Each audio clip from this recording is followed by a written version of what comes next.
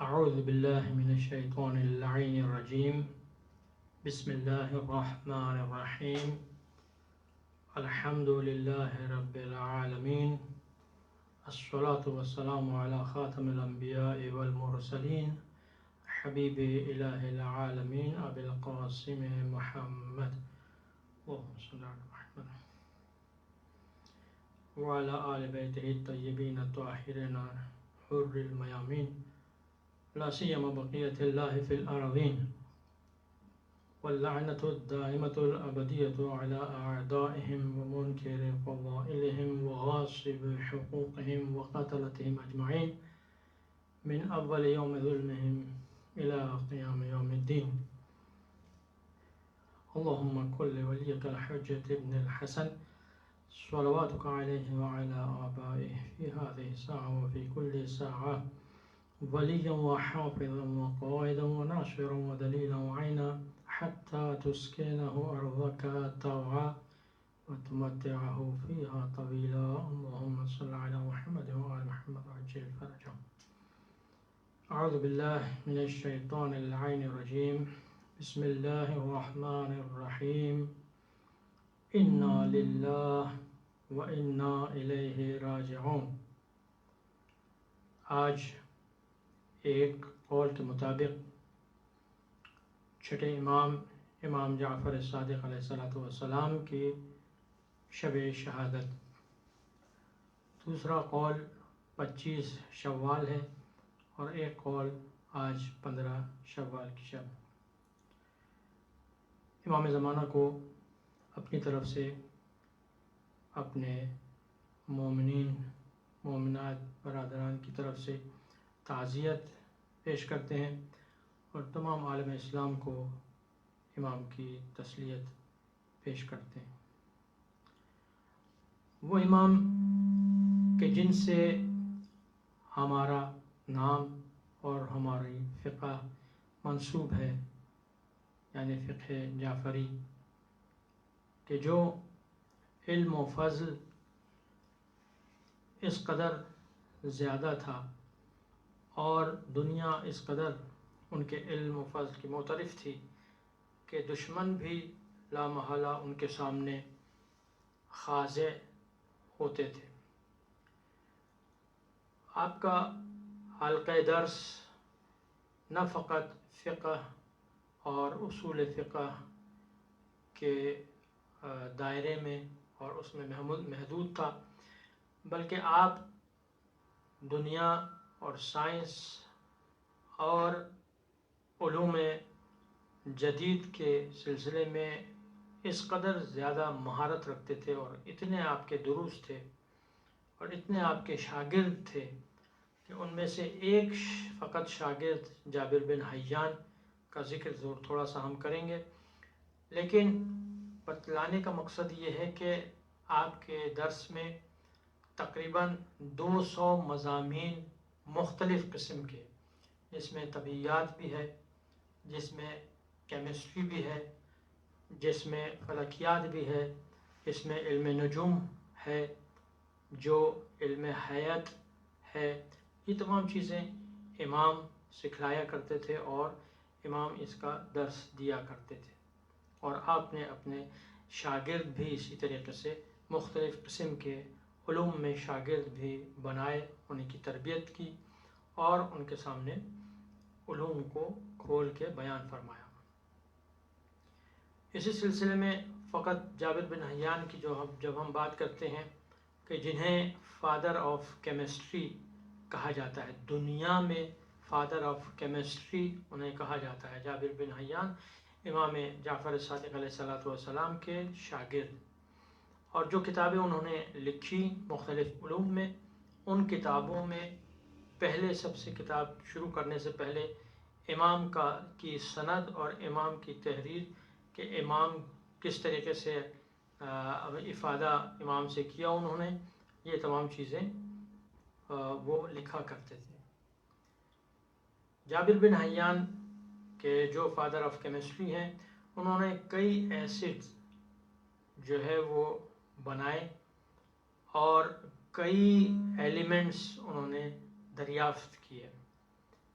ان کی تالیفات اور ان کی کتابیں دنیا کی مختلف مشہور زبانوں میں ترجمہ ہونے کے بعد قابل استفادہ ہوئیں، اور جیسا کہ میں عرض کر چکا ہوں، علم حیات، نجوم، ریاضیات، طبیعیات، اناٹومی وغیرہ کے جو سلسلے میں جناب جابر بن حیان نے مختلف کتابیں لکھی، اور انسائکلوپیڈیا جو دائرۃ المعارف فرید وجدی لکھتا ہے کہ جعفر صادق علیہ السلام خاندان نبوت کے چشم و چراغ تھے، دنیا کے سب سے زیادہ عالم فاضل انسان تھے۔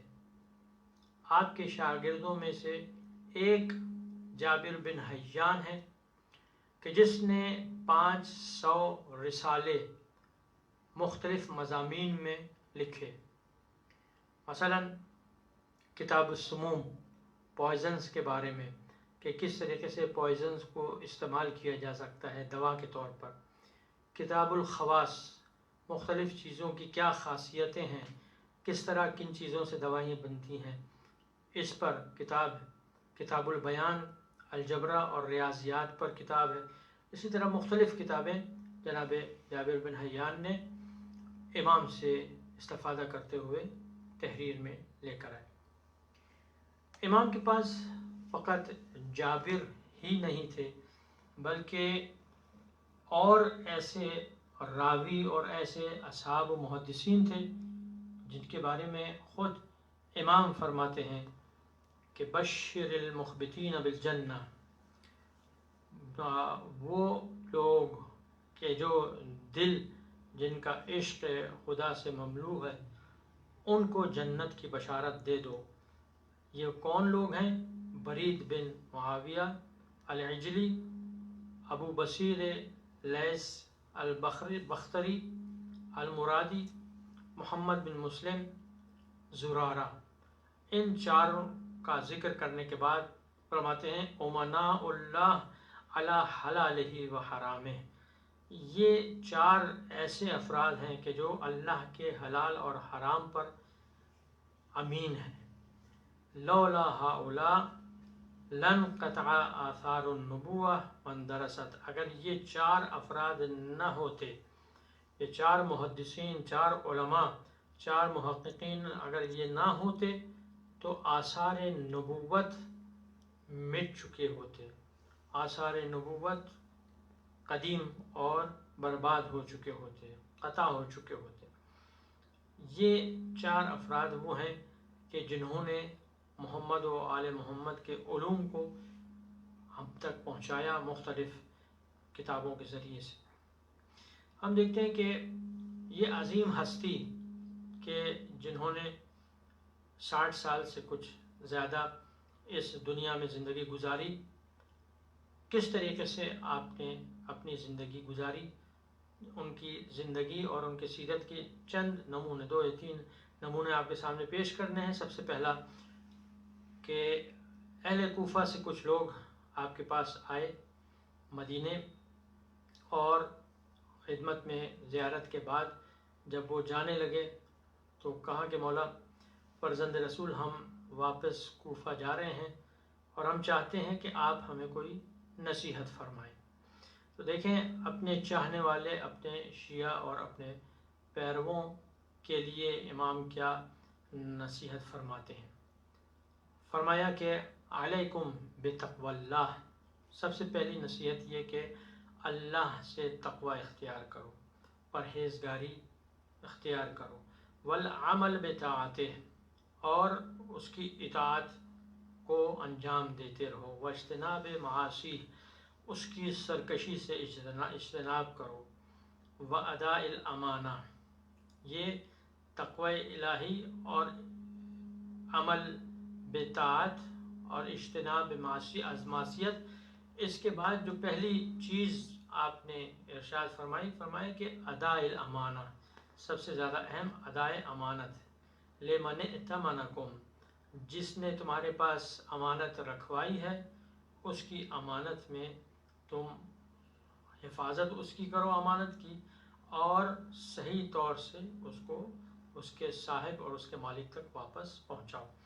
وحسن الصحابہ، اور اچھی طرح صحبت کرو، بہترین طریقے سے، لمن صحبتموہ، جو تم سے ملے، جو تم سے ملاقات کرے، تو جو تم سے گفتگو کرے، تم سے بات چیت کرے، اس کے ساتھ بہترین سلوک کرو، بہترین طریقے سے اس کے ساتھ ملو۔ اور آخری نصیحت فرمائی وَأَن تَكُونُوا دُعَاةً صامتین، اور تم خاموشی کے ساتھ اللہ کی طرف بلانے والے بن جاؤ۔ یعنی دعات یعنی داعی، بلانے والا، اور صامتین، اور خاموشی کے ساتھ۔ لوگوں نے جو موجود تھے انہوں نے کہا کہ فرزند رسول کیسے ممکن ہے کہ ہم خاموش بھی رہیں اور تبلیغ بھی کریں، دعوت بھی دیں اور خاموش بھی رہیں، کیسے ممکن ہے؟ فرمایا جو احکام ہم نے بتلائے، جو باتیں ہم نے سمجھائیں، ان باتوں پر عمل کرو، لوگ تمہیں اس طریقے سے نیکیاں کرتے ہوئے دیکھیں گے تو ہماری پیروی کا اثر انہیں پسند آئے گا اور وہ اس طرف مائل ہوں گے۔ خدا کی قسم، میرے بابا چھٹے امام فرماتے ہیں، میرے بابا یعنی امام محمد باقر علیہ السلام کہا کرتے تھے کہ ایک زمانے میں ہمارے شیعہ شہر میں سب سے زیادہ نیک اور صالح افراد ہوتے تھے۔ یعنی اگر کسی شہر میں کسی نیک فرد سے ملنا ہے تو وہ ہمارا شیعہ ہوتا تھا، اگر کسی جماعت کا امام ہوتا تھا تو وہ ہمارا شیعہ ہوتا تھا، ہمارا پیروکار ہوتا تھا، اگر کسی کو اذان دینے کی ذمہ داری سونپی جاتی تو وہ ہمارا شیعہ ہوتا تھا۔ اور پھر اس کے بعد فرمایا کہ لوگ شہر میں امانتیں لیے پھرتے تھے کہ کہاں شیعہ محمد باقر علیہ السلام کا شیعہ کہاں ہے کہ جو ہم اس امانت کو اس کے سپرد کریں۔ اتنا اعتبار اور اتنا اعتماد تھا اس کے کردار پر۔ پھر فرمایا آخری جملہ فَكُونُوا كَذَلِكَ، اسی طریقے سے تم بھی عمل کرو، اسی طریقے سے تم بھی اپنی سیرت کو بناؤ۔ حَبِّبُونَ إِلَى النَّاسِ وَلَا تَبْغِضُونَ إِلَيْهِمْ، بہترین جملہ ہے۔ حَبِّبُونَ إِلَى النَّاسِ، لوگوں کے دلوں میں ہماری محبت ڈالو، ہماری محبت اور ہماری جذابیت اور ہماری کشش لوگوں کے دلوں میں ڈال دو۔ وَلَا تَبْغِضُونَ إِلَيْهِمْ، اور ان کی نفرت اور ان کے تنفر سے ہمیں دور رکھو، ان کا تنفر اور ان کی نفرت ہمارے سلسلے میں نہیں ہونی چاہیے۔ یہ ہماری ذمہ داری ہے کہ ہم جن اہل بیت کو مانتے ہیں، ہم جانتے ہیں کہ وہ اہل بیت فضائل کا منبع ہے، تو ہمیں چاہیے کہ دوسروں کو بھی ان اہل بیت کی طرف لے کر آئیں، ان اہل بیت کی طرف کھینچ کر لائیں۔ اور وہ اسی سلسلے میں ممکن ہے، اسی طرح سے ممکن ہے کہ ہم محبت کے ساتھ ان کے دلوں میں اہل بیت علیہ السلام کی محبت ڈالیں اور اہل بیت کی نفرت ان کے دلوں سے نکال دیں۔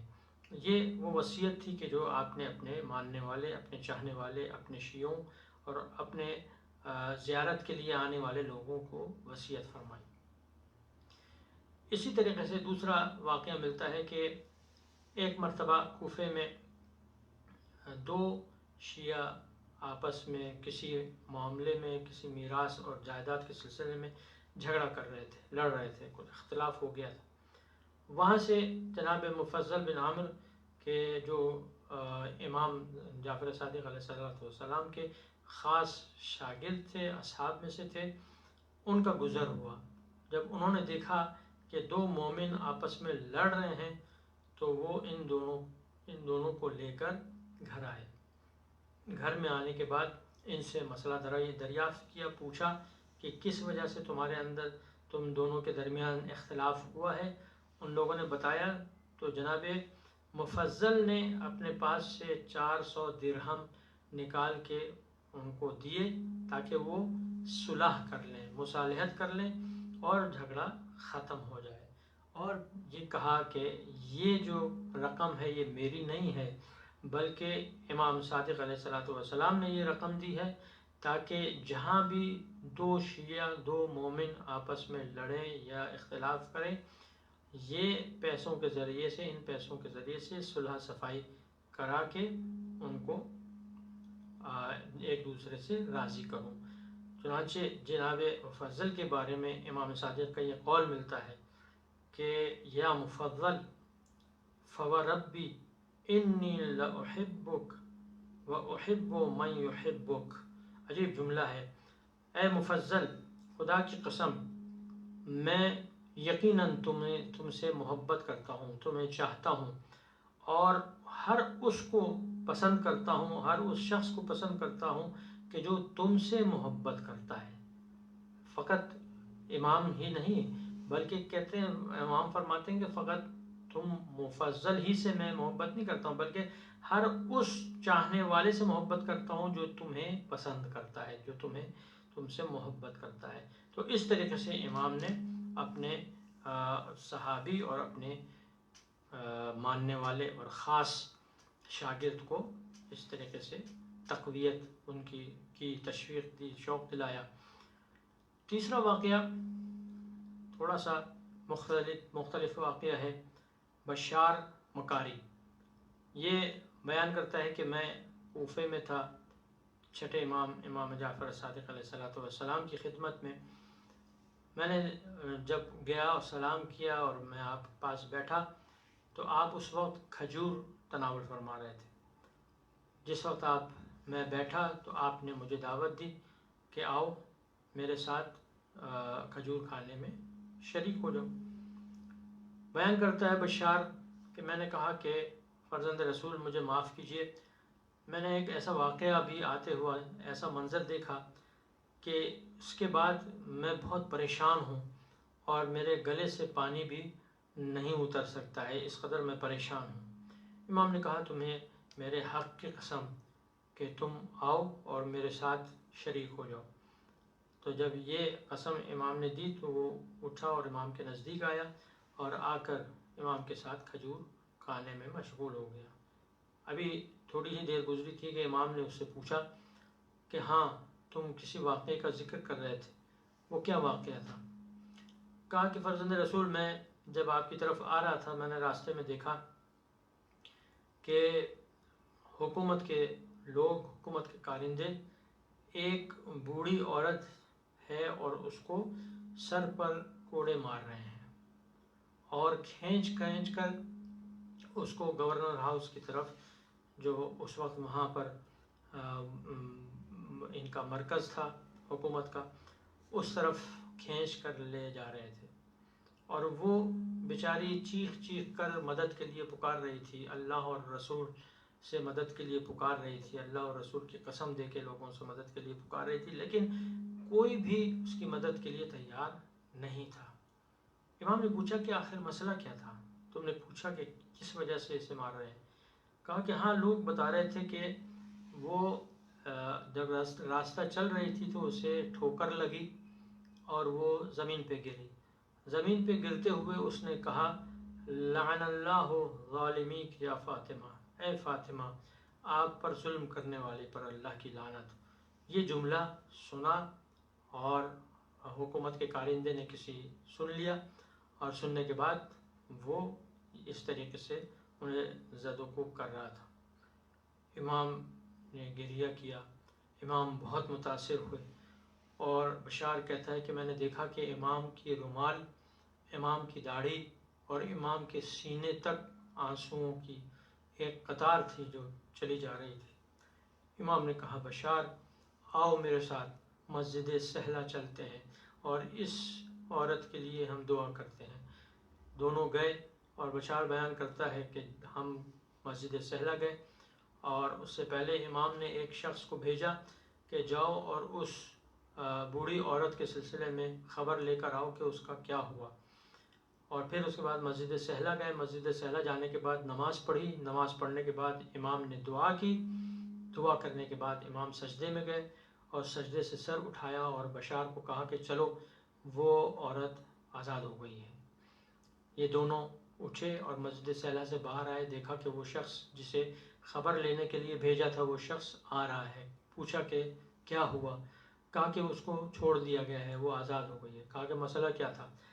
کہا کہ جب حاکم کے پاس اسے لے جایا گیا تو اس نے حاکم نے پوچھا کہ کیا مسئلہ ہے؟ کہا کہ اس طریقے سے میں جا رہی تھی اور میں نے یہ جملہ کہا، تو اس پر حاکم نے معذرت کی، معافی مانگی اور 200 درہم اس بوڑھی عورت کو دیے اور کہا کہ معاف کر دینا اور اپنے گھر جاؤ، تم آزاد ہو۔ تو اس کے بعد پھر کہا اس نے، جو خبر لانے والا تھا اس نے کہا کہ لیکن اس عورت نے یہ 200 درہم حاکم کے نہیں لیے اور واپس کر دیے، حالانکہ وہ خود بہت محتاج تھی اور ضرورت مند تھی۔ امام نے ایک مرتبہ اپنے پاس سے 7 دینار نکالے اور نکالنے کے بعد اسے دیے، کہا کہ جاؤ اور اس بوڑھی عورت کو یہ دینار پہنچاؤ اور ہمارا سلام پہنچاؤ۔ مرتبہ یہ مخبر جو تھا خبر لانے والا وہ بیان کرتا ہے کہ میں اس کے گھر گیا اور گھر جانے کے بعد میں نے اسے دق الباب کیا اور بتلایا، جب وہ باہر آئی تو بتلایا کہ یہ امام نے تمہیں دیے ہیں اور امام نے تمہیں سلام کہا ہے۔ ایک مرتبہ پریشان ہو گئی اور پریشان ہو کے پوچھا، خدا کی قسم کھاؤ کہ امام صادق نے مجھے سلام کہا ہے؟ کہا کہ ہاں، امام صادق نے تمہیں سلام کہا ہے۔ اور یہ سن کے وہ خوشی کے مارے بے ہوش ہو گئی، اور جب ہوش میں آئی تو بیان کرتا ہے کہ میں نے پھر اس کو 7 دینار دیے اور جانے لگا۔ اس عورت نے کہا کہ ٹھہرو، اب میرے امام سے یہ کہنا کہ میری قیامت میں میری مغفرت کے لیے آپ دعا کریں، صلوہ ان یستاہب امتہ من اللہ، اللہ سے دعا کریں کہ وہ مجھے معاف کر دے، مجھے بخش دے۔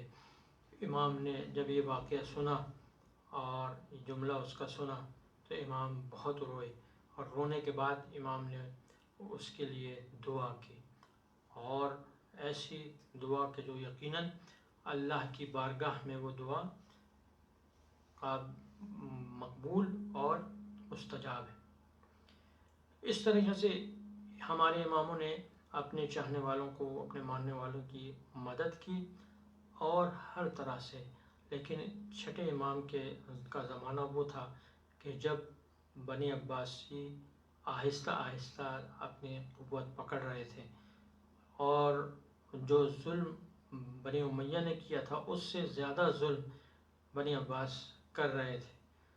آل امام حسن مجتبیٰ کی اولاد کو کس طریقے سے ان لوگوں نے قتل کیا، کس طریقے سے ان لوگوں نے اپنے راستے سے ہٹایا، یہ سب امام دیکھ رہے تھے۔ امام کا زمانہ وہ زمانہ تھا کہ جب امام سے ملاقات بہت مشکل تھی، امام سے ملاقات ایک بہت بڑا کارنامہ ہوا کرتا تھا۔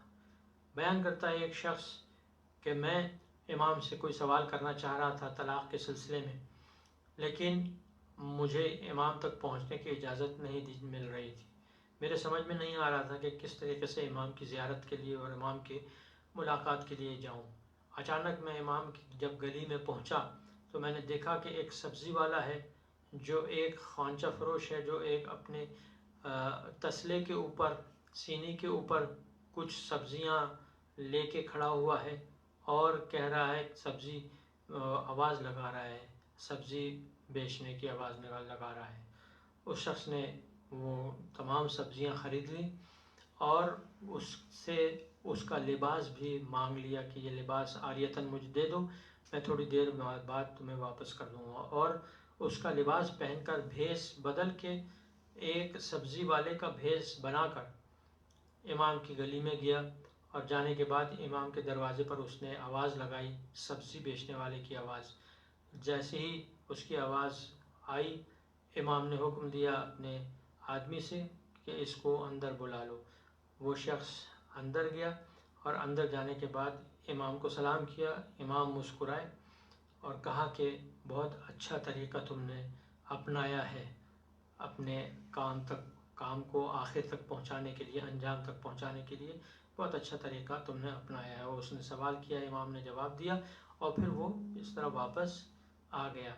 یہ زمانہ وہ زمانہ تھا کہ جب اختناق اور گھٹن انتہا کو پہنچ چکی تھی، اور بھائی کئی مرتبہ امام جعفر صادق علیہ السلام کے گھر پہ مدینے میں حملے ہوئے، اور حکومت کے کارندے آئے، اور آنے کے بعد امام کو اذیت کی، اور امام کے پورے گھر کی تلاشی لی، اور کہا کہ ہمیں خبر ملی ہے کہ آپ نے اسلحہ چھپایا ہوا ہے تاکہ حکومت کے خلاف آپ انقلاب برپا کریں۔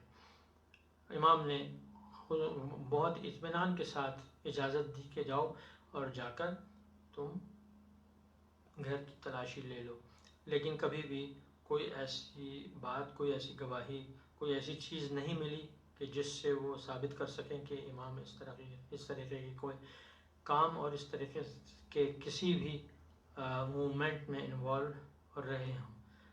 لیکن وقت گزرتا رہا، اور ایک وقت وہ بھی آیا کہ جب امام کو زہر دے دیا گیا۔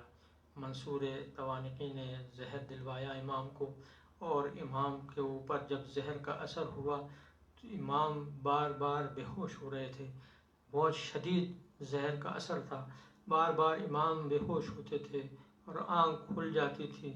آنکھ کھول کے ایک مرتبہ آپ نے اپنے تمام گھر والوں کو بلایا اور کہا کہ میرے پاس آؤ، میں وصیت کرنا چاہتا ہوں، میں کچھ کہنا چاہتا ہوں۔ ایک مرتبہ تمام لوگ آپ کے نزدیک آ گئے، چاروں طرف آپ کے خاندان والے، آپ کے نزدیک ترین افراد، رشتہ دار آ گئے۔ جب سب آ چکے تو آپ نے ایک جملہ، آخری جملہ اپنا وصیت کا فرمایا کہ اِنَّ شفاعتنا لا تنال مستخفا بالصلاة۔ اے میرے گھر والوں، اے میرے رشتہ داروں، اے میرے خاندان والوں، یہ سن لو کہ بے شک ہماری شفاعت اس تک نہیں پہنچے گی کہ جو نماز کو سبک جانتا ہو، جو نماز کا احترام نہ کرے، جو نماز کو صحیح طور پر صحیح وقت پر ادا نہ کرے، مستخفاً بالصلاۃ، یعنی جو نماز کا استخفاف کرے۔ تارک الصلاۃ نہیں کہا، یہ نہیں کہا کہ نماز نہیں پڑھے وہ شفاعت نہیں پائے گا، بلکہ کہا کہ شفاعت اسے نصیب نہیں ہوگی کہ جو نماز کی بے احترامی کرے، تیزی سے نماز پڑھنا، وقت کے بغیر قضا کر کے نماز پڑھنا، اور بغیر صحیح نماز کے ارکان وغیرہ ادا کرنے کے نماز پڑھنا۔ یہ تمام نمازیں ایسی ہیں کہ جو مستخفاً بالصلاۃ کے زمرے میں آتی ہیں۔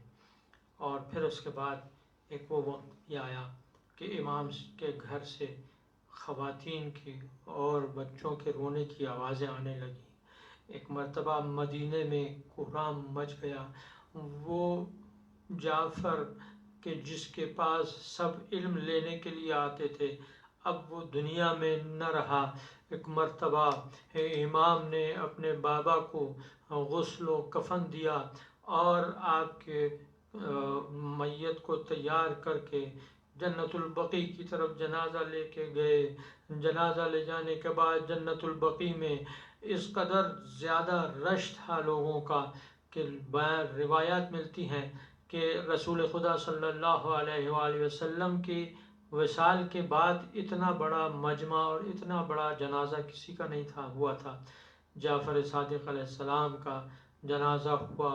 میرا سلام ہو اس امام پر کہ جو آپ کے جد تھے، کہ جنہوں نے جس وقت آپ آئے اور آنے کے بعد مقتل سے گزرے، جب مقتل سے گزارا گیا، ایک مرتبہ علی ابن الحسین علیہ السلام، ایک مرتبہ آپ کا رنگ فق ہو گیا، آپ کا رنگ بدل گیا۔ ایک مرتبہ پھوپھی اماں نے جب بھتیجے کی یہ حالت دیکھی، نزدیک آئیں اور نزدیک آنے کے بعد کہا کہ اے یادگار اجداد اب آپ کو کیا ہو گیا ہے کہ یوں لگتا ہے کہ جیسے آپ کے جسم سے آپ کی روح پرواز ہو کر جائے گی۔ ایک مرتبہ بھتیجے نے کہا پھوپھی اماں اس بیٹے کا کیا حال ہوگا کہ جو اپنے باپ حسین جیسے باپ سید الشہداء کو اس طریقے سے خاک و خون میں غلطاں دیکھے اور بے کفن دیکھے، جن کے لاش کے ٹکڑے ٹکڑے بکھر سيعلم الذين ظلموا أي منقلب ينقلبون إنا لله وإنا إليه راجعون۔ پروردگار پالنے والے ہماری اس قلیل عبادت کو اپنی بارگاہ میں قبول فرما۔ پروردگار پالنے والے ہمیں ان بزرگ ہستیوں کے سیرت پر عمل کرنے کی توفیق عطا فرما۔ پروردگار پالنے والے ان کے اقوال کو سمجھنے اور ان کو اپنی زندگی میں لاگو کرنے کی توفیق عطا فرما۔ ربنا تقبل منا انك انت السميع العليم۔ اعوذ باللہ من الشیطان الرجیم۔ بسم اللہ الرحمن الرحیم۔ الہی عظم البلاء وبارح الخفا وانكشف الغطاء وانقطع الرجاء وضاقت الأرض ومنعت السماء وأنت المستعان وإليك المشتكى وعليك المعول في الشدة والرخاء۔ اللهم صل على محمد وآل محمد أولي الأمر الذين فرضت علينا طاعتهم وعرفتنا بذلك منزلتهم، ففرج عنا بحقهم فرجا عاجلا قريبا كلمح البصر وهو أقرب، يا محمد يا علي يا علي يا محمد اكفياني فإنكما كافيان وانصراني فإنكما ناصران، يا مولانا يا صاحب الزمان الغوث الغوث الغوث، أدركني أدركني أدركني الساعة الساعة الساعة، العجل العجل العجل، يا أرحم الراحمين، بحق محمد وآله الطاهرين، اللهم صل